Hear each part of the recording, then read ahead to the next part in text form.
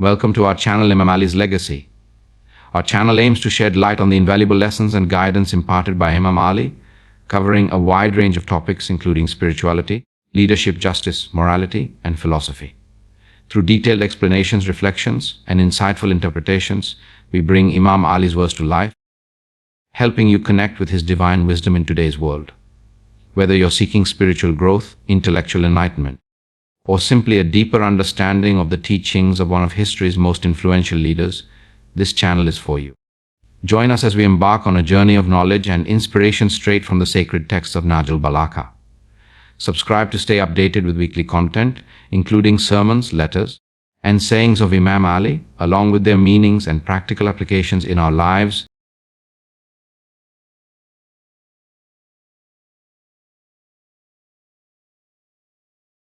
Zuhd and spirituality. Zuhd, love and worship. Another fountainhead of zuhd and renunciation of hedonism is the aspiration to avail of spiritual bounties. Presently, we do not intend to undertake any argument to the effect that man and the universe possess an undeniable spiritual aspect. This is another story all by itself. It is evident that from a materialistic outlook of the world, the rejection of hedonism, materialism and love for money and wealth as a prerequisite for acquisition of spiritual virtues is devoid of any meaning. We have here nothing to say about the followers of materialism as a school of thought. At present, we address only those who have experienced the aroma of spirituality. This is so because anyone who has smelled its fragrance knows that as long does not liberate himself from the bondage of desire, as long as the infant soul is not weaned away from the breasts of nature, and as long as the material aspects of life are seen as not being the ultimate end of life and are seen, instead, only as means, the domain of the heart is not ready for the emergence of chaste emotions, majestic thoughts, and angelic feelings. That is why it is said that zuhd is the essential condition for exuberance of gnosis and is inalienably linked to it.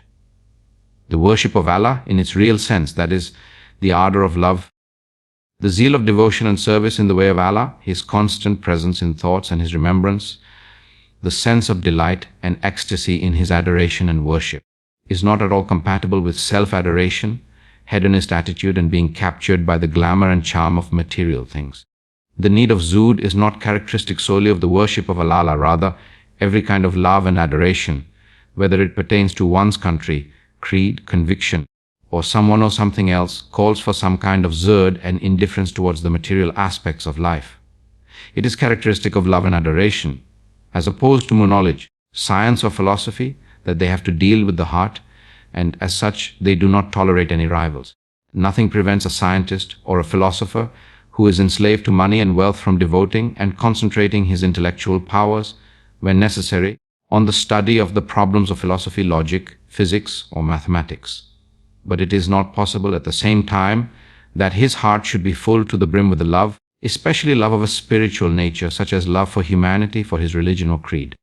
Certainly, it cannot burn with the light of the divine love, nor can it receive an enlightenment or inspiration of the divine sword. Consequently, the essential condition for receiving the spiritual grace and the realization of true humanitarianism is the purging of the temple of the heart from every trace of materialistic attachments, the extermination from the Kaaba of heart of all the idols of gold and silver and of their destruction. As we have said before, we should not be led to misinterpret freedom from the bondage of gold and silver and the indifference towards what these metals can be exchanged for as monastic asceticism, which is an attempt to evade responsibility and commitment. Instead, it is only in the light of such zuhd that responsibility and commitment reacquire their real significance and are no longer empty words without content and but hollow claims. The personality of Allah is a glorious example. In him, zuhd and commitment were combined together. While he was a zahid who had renounced the world, he, at the same time, had a heart that was most sensitive to the demands of social responsibility. On the one hand, he used to say, "What has Allah to do with perishable niceties and short-lived pleasures?" On the other hand, a small injustice or the sight of someone in distress was enough to snatch sleep from his eyes for nights. He was ready to go to bed with an empty stomach lest someone in his dominion should remain hungry. Shall I stuff my belly with delicious foods while in Hijaz and in Yamama there may be people who have no hope of getting a loaf of bread or a full meal? There was a direct correlation between such zuhd of his and such sensitivity. Since Ali, was a Zahid, an unselfish man indifferent to the world, with a heart that overflowed with the exuberance of the love for Allah. He looked at the world, from the minutest particle to the greatest star, as a unit entrusted with responsibility and duty. This is why he was so sensitive towards the issues of social rights. Had he been a hedonist devoted to his own interests, he would never have been the responsible and committed person that he was. The Islamic traditions are eloquent with regard to this philosophy of Zuhd, and Najul Balagh lays particular emphasis upon it. In a particular hadith, it is related from Imam Ja'far al-Sadiq that he said, "All hearts that harbor doubt or entertain shirk shall be inauthentic. That is why they adopted Zuhd, so that such hearts may be emptied and be prepared for the hereafter." As can be seen from this tradition, every kind of hedonism and attachment to pleasures is considered a shirk and contrary to the worship of the one God, Allah. Rumi describes the Zuhd of the Arif in these words: Zuhd means taking pains while sowing. Mystic knowledge, Marifa, is care during its cultivation.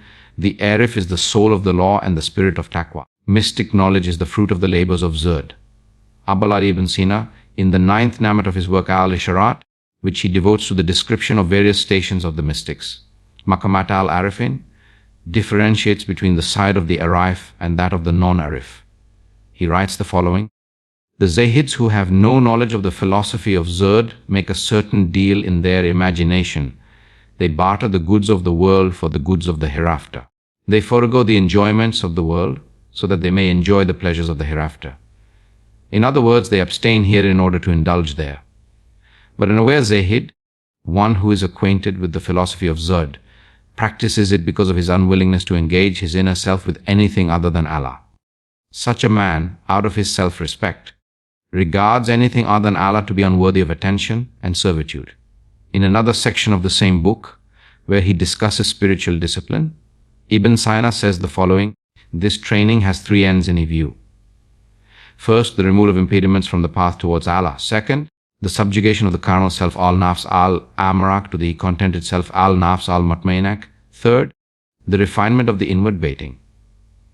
Then he proceeds to mention the effective means of realizing these 3 ends. He tells us that true Zuhd helps in achieving the first of these objectives, that is, the removal of impediments, the non-God, from the way.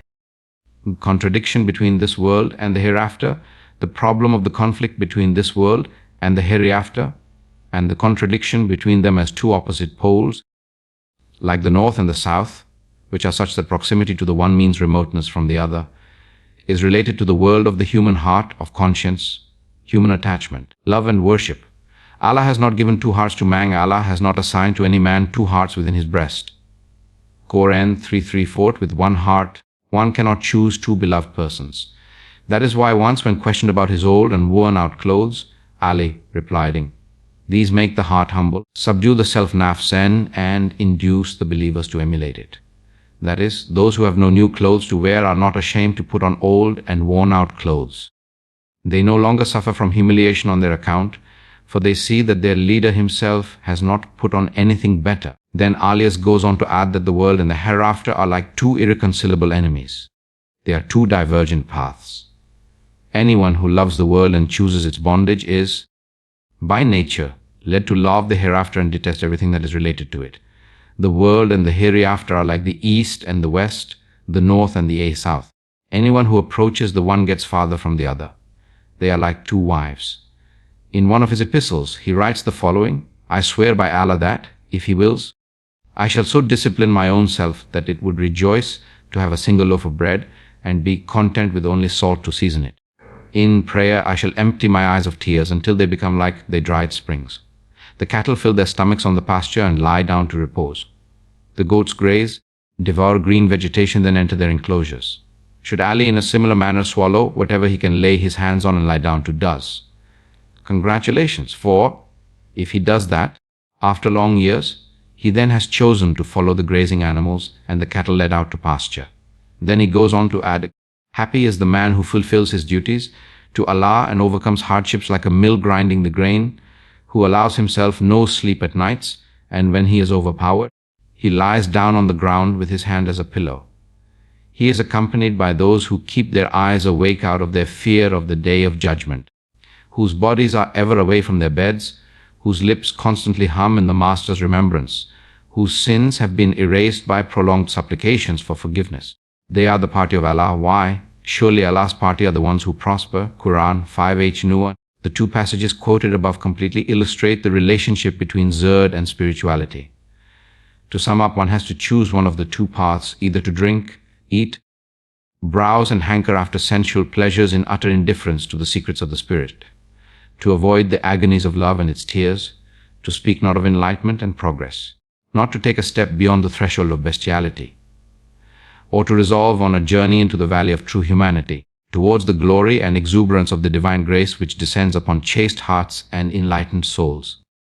Zudu minimum of intake for maximum output. Some days ago, I was in Isfahan on a visit for a few days. During it, in a gathering of the learned, a discussion started about Zuhd. The various aspects of it were scrutinized in the light of the multifaceted teachings of Islam. Everyone wanted to find a comprehensive and articulate definition of Zuhd. Among them, a learned high school teacher 88, whose I later came to know that he was writing a treatise on the subject, the manuscript of which he showed me later, suggested a wonderfully. The person referred here is Akbar Pawarish. Eloquent definition of Zuhd. He said, Islamic Zuhd is minimizing the intake and maximizing the output. This definition fascinated me. I saw that it was in conformity with my own earlier understanding and the conclusions that I have drawn in the foregoing chapters. Here I, with the permission of that learned man, making a little amendment in his definition, would like to say the following. Zuhd in Islam means drawing a minimum of intake for the sake of maximizing the output. That is, there exists a relation between drawing as little as possible of material benefits of life on the one hand and aiming at maximizing one's output on the other. Human outputs, whether in the sphere of the actualization of one's potentials, whether on the level of emotion and morality, or from the point of view of individuals' role in social cooperation and mutual help, or from the aspect of realizing spiritual edification and refinement. All in all have converse relationship to one's intake, consumption or acquisition of material benefits.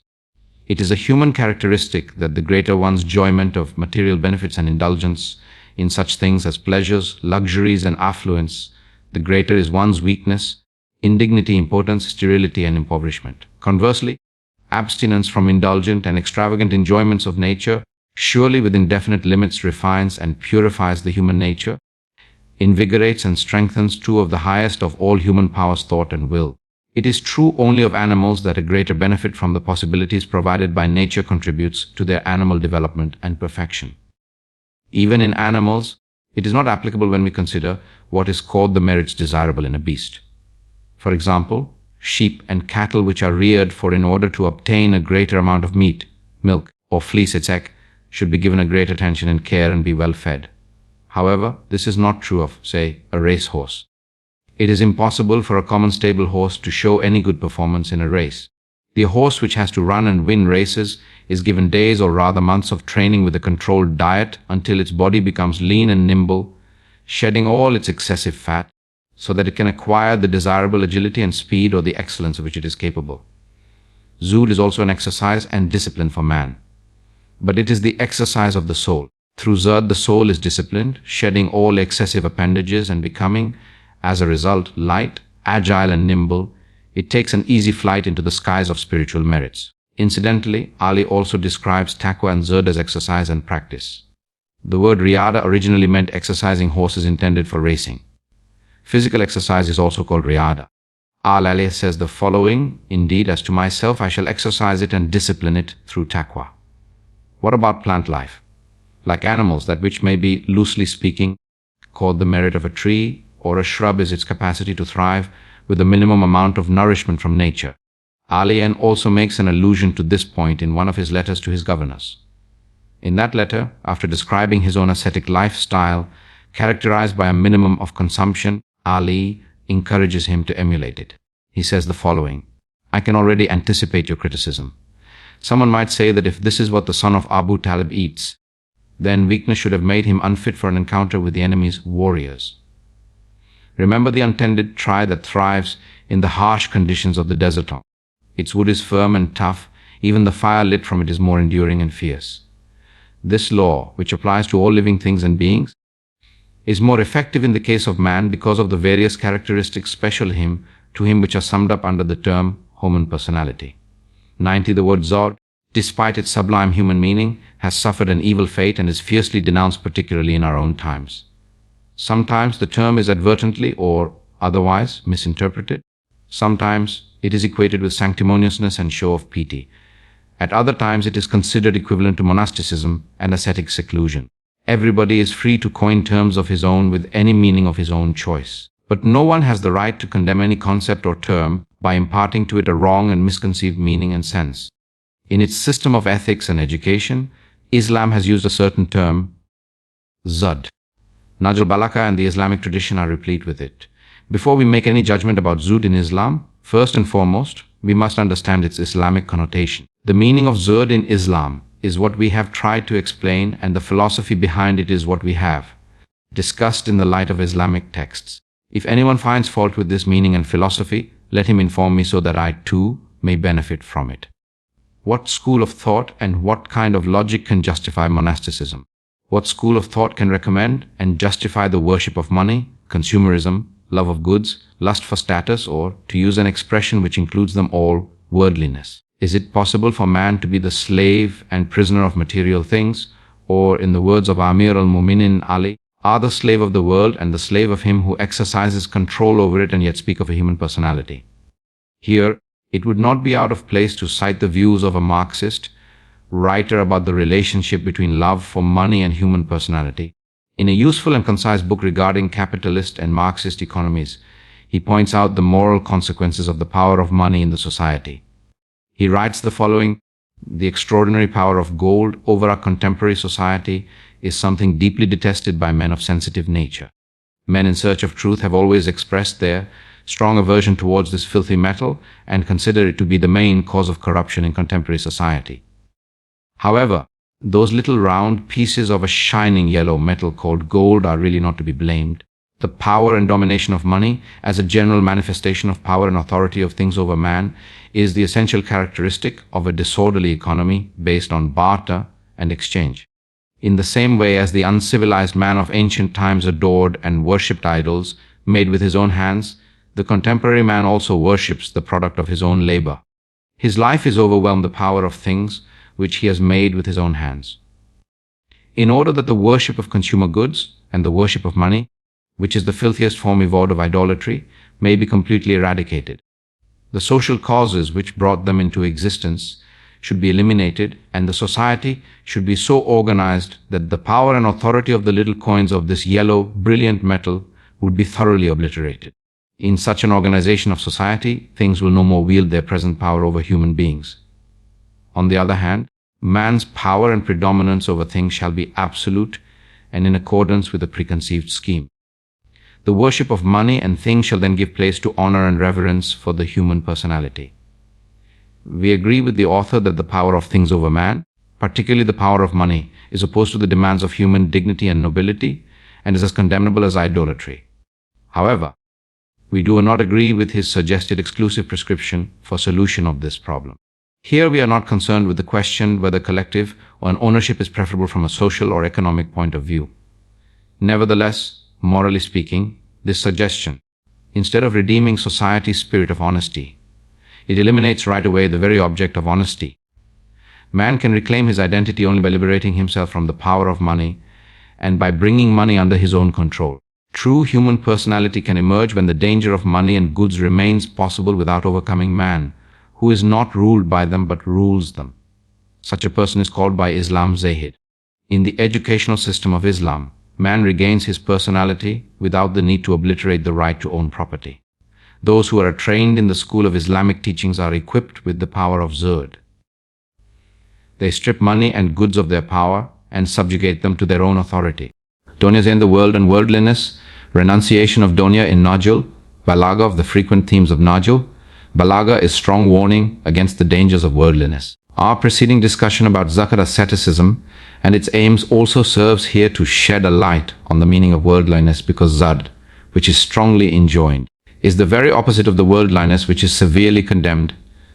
To define and explain any one of them is to define and explain the other.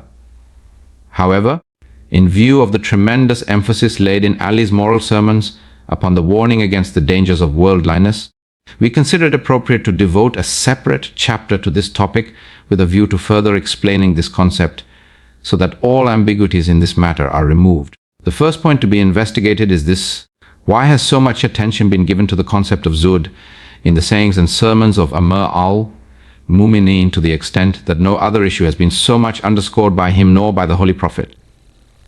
Nor has any other Imam spoken as repeatedly about the deceptions of worldly life, its ephemeral and temporal nature, the disloyalty of its slippery comforts, and the dangers of wealth, affluence, and immersion in and complete surrender to worldly pleasures and comforts. The danger created by war booty, this was not a matter of accident. Rather, it was something related to the conditions that came into existence during Ali's epochs, that is, during the days of the caliphs who preceded him, especially during the Caliphate of Othman. A series of serious dangers visited the world of Islam in the wake of the influx of huge amounts of wealth and riches. Ali sensed its dangerous consequences and struggled against them. This struggle is reflected in his practices and policies during the period of his caliphate, in the course of which he ultimately gave up his life. This struggle, at the ideological level, is also reflected in his sermons, letters, and sayings. The Muslims were blessed with great victories in battles that diverted huge amounts of property and wealth into the Muslim world. However, instead of being utilized for public benefit or distributed justly among the people, the wealth fell into the hands of a few individuals and an elite class. Especially during the days of Othman, this imbalance became greatly pronounced. Individuals who possessed nothing only a few years ago appropriated for their own personal use fabulous amounts of wealth. This was the time when worldly tendencies gained momentum in the Muslim society. The Muslim Ummah started on a course of moral decline and degeneration. It was following the awareness of this great danger to society that Ali raised his cry of protest to warn the Ummah of Islam. Writing about the days of Othman, al-Masudi says the following: Othman was a man of extraordinary generosity, of course. It was exercised at the cost of the public treasury. The government officials and the people followed his example. He was the first among the caliphs to build a mansion of stone and mortar with wooden doors made of teak and juniper. He amassed other properties such as gardens, orchards, and springs in Medina. When he died, there were 150,000 dinars and 1,000 million dirhams in cash with his treasurer. His property in Wadi al-Qara, Hunayn, and elsewhere was valued above 100,000 dinars. His legacy consisted of a large number of horses and camels. Then he writes the following: during his reign, a group of his associates also hoarded similar amounts of wealth. Al-Zubair ibn al-Awwam built a mansion in Basra, which still stands intact in the year 332 H. Al-Masudi's own time. It is also well known that he built similar mansions in Egypt, Kufa, and Alexandria. When Al-Zubair ibn al-Awwam died, he left 50,000 dinars in cash, 1,000 horses, and thousands of other things. The brick, mortar, and teak mansion which Talha ibn Abdullah built in Kufa still exists and is known as Dar al-Talatain. Talha's daily income from his properties in Iraq was 1,000 dinars. He had 1,000 horses in his stables. A1, 32nd out of 32's part of the wealth that he left at his death was estimated at 84,000 dinars. Al-Masudi mentions similar amounts of wealth in the possession of Zayd ibn Thabit, Ya'li ibn Umayyah, and others. Evidently, such huge amounts of wealth do not emerge from under the ground nor fall from the sky. Such immense riches are never amassed except by the side of extreme and horrifying poverty. This is why Ali, after warning the people of the dangers of worldliness, says the following: you live in a period when virtues recede and evils advance step by step, and Satan becomes greedier in his eagerness to ruin human beings. Today his equipment have been reinforced, his traps are set in every place, and his prey comes easily. Look around, you will see either a poor man hardly able to breathe in extreme poverty and penury, or a rich man who has transformed Allah's blessings into his own infidelity. Or you will see a miser who makes stinginess in discharging the obligations imposed by Allah a means of increasing his own wealth, or you will find the rebellious whose unruly hearts are deaf to moral admonition. Where are the virtuous, the righteous among you? Where are the free men and the magnanimous? Where are those who avoid every trace of deceit in their dealings and pursue piety and honesty in their ways?